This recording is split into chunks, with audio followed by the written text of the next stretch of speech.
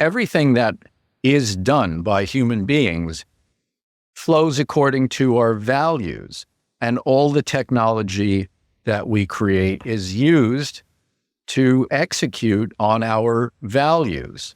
So if we think that only humans matter, if we don't know and don't care and are told that the physical world is useful only as a tailpipe and a smokestack, and all of our garbage and waste can be dumped in the commons, while companies can keep their profits and have no responsibilities for the cleanups or the poisons or for robbing the possibility of existence from millions and millions of other animals of hundreds of thousands of species, then we get what we have.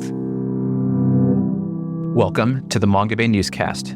I'm your co-host, Mike DiGirolamo. And I'm your co-host, Rachel Donald. Bringing you weekly conversations with experts, authors, scientists, and activists working on the front lines of conservation, shining a light on some of the most pressing issues facing our planet and holding people in power to account. This podcast is edited on Gadigal land. Today on the newscast, we speak with Carl Safina, an author of many books and an ecologist. Safina is a noted expert on marine conservation. Today, he speaks with co-host Rachel Donald about aquaculture, or the farming of fish, which has outpaced the amount of seafood that is caught in the wild.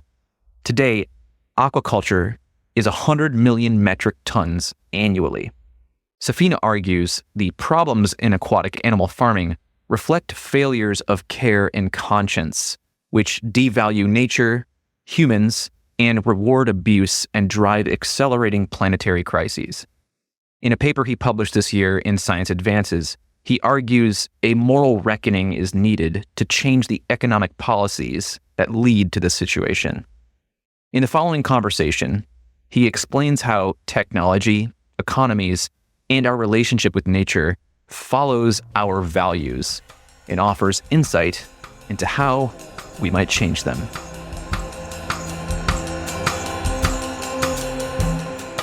Carl, welcome to the show. It's a pleasure to have you with us on Mongabay's newscast. Thank you so much. It's a pleasure to be here. Pleasure to see you again. Likewise.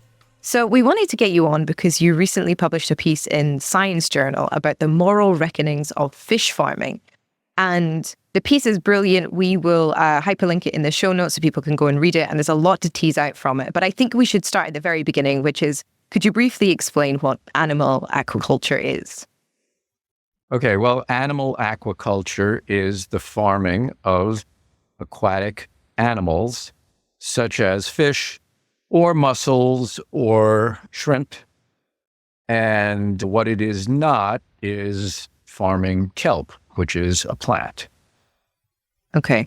And how does the scale of animal aquaculture differ to the scale of animal agriculture on land? Oh, that's a good question. And I'm not sure of the answer to that in a quantitative sense. My guess is that there definitely is vastly more area given over to growing animals on land. As far as individual creatures, I'm not sure. The ones in the water tend to be vastly smaller. Even a relatively big fish, like let's say a 30-pound salmon, is dwarfed by an 800-pound cow, for instance. Yeah. Although, of course, a huge or pigs. Of course, there are billions of chickens that we grow every year, and the size is comparable to the size of many fish that we grow. But the scale of animal farming in the water is growing very, very quickly. So let's say 30 years ago, it was just sort of starting to take off. And now the amount of food that is grown in farms in the water has outpaced the weight of wild fish that are caught, wild fish and shrimp and octopus and things like that. Yeah. So the farmed, what would you call it? I don't want to call them products, but it amounts to products, has now outpaced a wild catch. So it's growing very, very rapidly. I this week, actually, for Planet Critical, interviewed a couple of animal agriculture journalists and scientists. And so I have some really shocking figures that I didn't know before this week. So when we think about agriculture, we tend to think about animal agriculture, and the scale of that devastation is outrageous. There are tens of billions of animals killed every year for the animal agriculture industry. For the aquatic agriculture industry, it's 1 to 2 trillion animals every year are killed for that industry. And globally, it only makes up about 3% of our diet. So the amount of violence, the scale of the violence. That's very interesting. I didn't know those figures. Maybe I should be interviewing you. What? I guess bear in mind that an awful lot of those are shrimp. So there are just massive amounts of them. And really the two main reasons, or the three main reasons that we're talking about this at all, is that the waterways have throughout most of history been mostly open wild habitat, and farming in water takes up room and space. It also creates pollution. It also, like farmed animals, it draws from a vast footprint for the food for those things that are grown. And unlike things like cows and pigs and chickens, which could eat mostly vegetable diets, although they are largely also fed small fish that are caught in the wild, most of the animals that are aquatic and farmed are also fed wild-caught small fish.